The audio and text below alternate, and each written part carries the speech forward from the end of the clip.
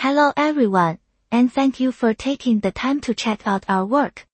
The task of personalized human image generation means this. Given a text prompt and a reference photo of a person, the model should generate an image that not only follows the prompt but also keeps the identity consistent with the reference.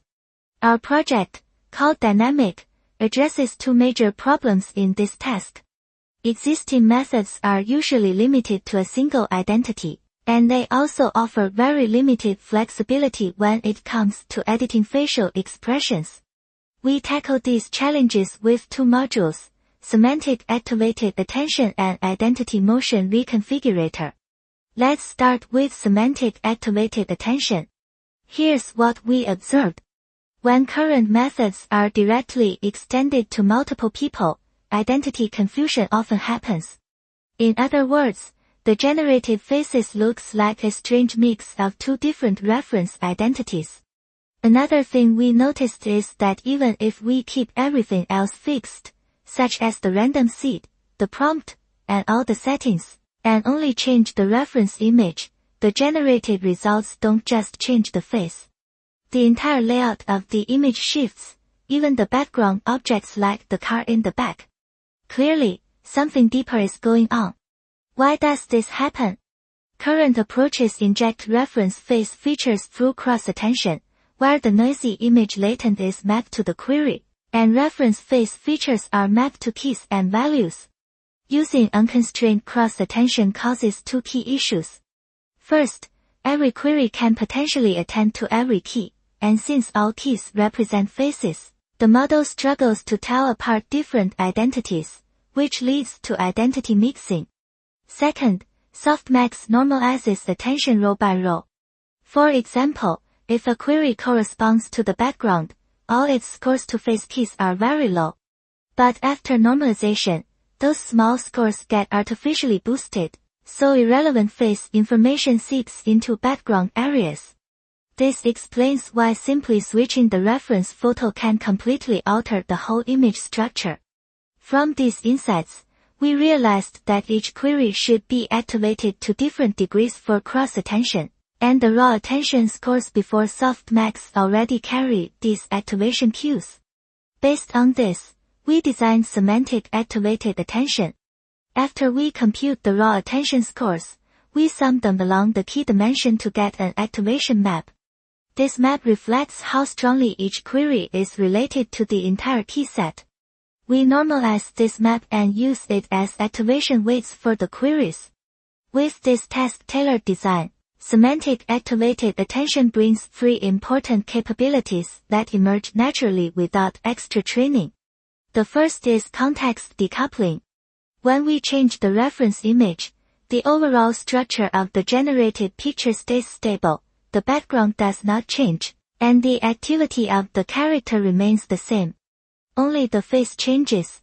This happens because queries representing the face are fully activated to incorporate external reference face features. Queries representing the background are suppressed so those areas remain unaffected, and queries representing the body are moderately activated to maintain internal coherence.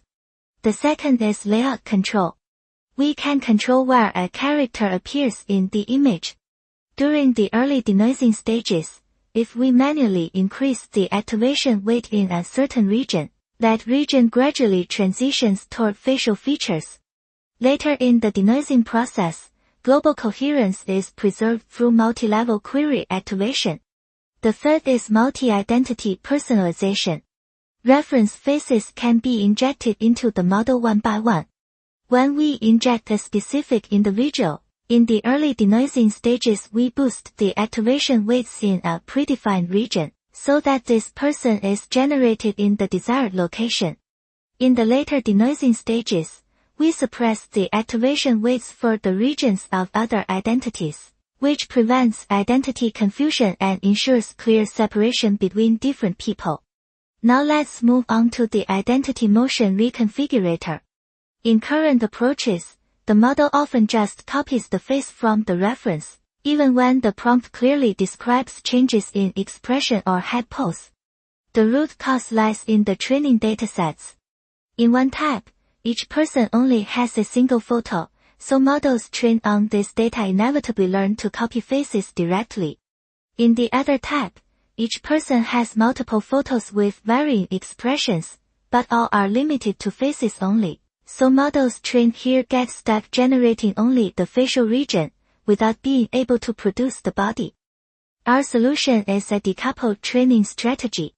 We first train semantic-activated attention on the single photo dataset to build strong identity consistency. Then we train Identity Motion Reconfigurator on the multi-photo dataset. Identity Motion Reconfigurator operates in the latent space to adjust motion features. It is made up of two parts, a decoupling network and a coupling network. The decoupling network takes in face features plus motion cues from prompts and landmarks and removes the entangled motion, leaving pure identity features. The coupling network then combines these clean identity features with the desired motion cues, forming new face features. In this way, we can edit facial dynamics while preserving high fidelity. As shown in our results, only our model is able to achieve truly editable faces. Finally, quantitative experiments show that our method outperforms baselines in expression control, pose control, and prompt adherence. The slightly lower face sim score comes from the fact that baseline methods cheat by directly copying the reference face, which gives them an unfair advantage in that metric.